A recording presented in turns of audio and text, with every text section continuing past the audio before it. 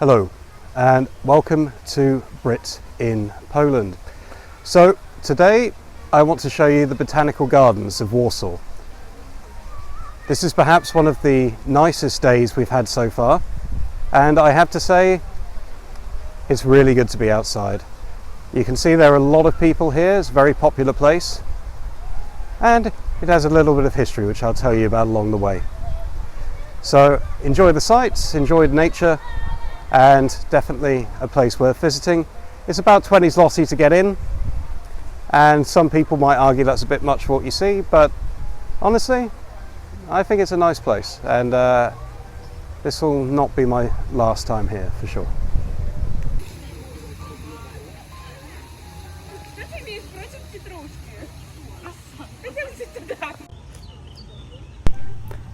The first botanical garden of Warsaw was actually founded in 1811 in the old city, and this was under the Russian rule of Poland. Well, it technically wasn't Poland right then.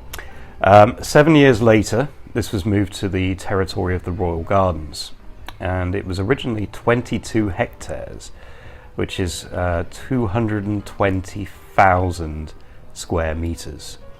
And this was divided into 3 sections, one for scientific study, a collection of fruit trees, and a leisure area for public use. And at the time, over 10,000 species and varieties of plants, trees, shrubs, etc. could be found, including 1,000 representatives of Polish flora. In 1831, the Tsars closed Warsaw University, and sadly the gardens went into a bit of decline, and actually the size of the garden was reduced to about a third. It wasn't really until 1916 that new sections were established. After Poland kind of regained its independence, a bit more money was put into it, but funding was always difficult. In 1919, the greenhouses there were modernised and centrally heated. But then sadly, in 1944, during the Warsaw Uprising, all of the buildings and the greenhouses were ruined, basically, and the gardens were pretty much destroyed. In 1960, they began to raise funds to start maintaining the garden again. And in 1965, the garden was placed on the Warsaw Heritage List.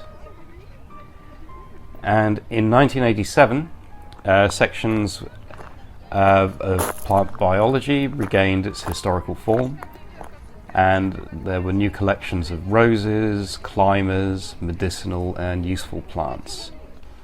And once again, the greenhouses were renovated and extended. Now, the main function of the garden is the protection of biological diversity. So new collections of endangered Polish wild species are being created all the time. And I believe there's a particular focus on northeastern Poland right now. The greenhouses, well, actually originally one of these was something called a pineapple house. And this was used to produce crops for the king's kitchen. And these days you will find kind of palm trees, fig trees, cacti, coffee plants, carnivorous plants, you know, all kinds of wonderful species there. And currently actually the gardens are only 5 hectares, so they're a lot smaller than they used to be. Now, at one point in the gardens you will encounter a ruin, and it's not really obvious what it's for, but originally they were planning to build something called the Temple of Providence, and it was going to be kind of like a large cathedral which was to commemorate the Constitution of the 3rd of May 1791, which the Polish people are very proud of. It's one of the world's first constitutions, one of the oldest currently serving, and yes, indeed. But I hope you're enjoying the views. Technically, I maybe went slightly earlier than the ideal time. The ideal time to view the gardens is towards the end of May. But it is a very relaxing place. Sure, it's busy, but you know, there's plenty to explore. If the weather's nice, it's a great way to spend your time. There was a bit of a queue to get into the greenhouses. I mean, I read online that normally you're supposed to have like special tours to go inside, but at the moment they're letting people in, but due to the COVID restrictions, you have to queue up, and then they have like a certain number of tokens that they hand out to people, and then you just walk around. They're the three different greenhouses, and then when you come back, you hand back your token, and somebody else is allowed to go. But thank you very much for watching.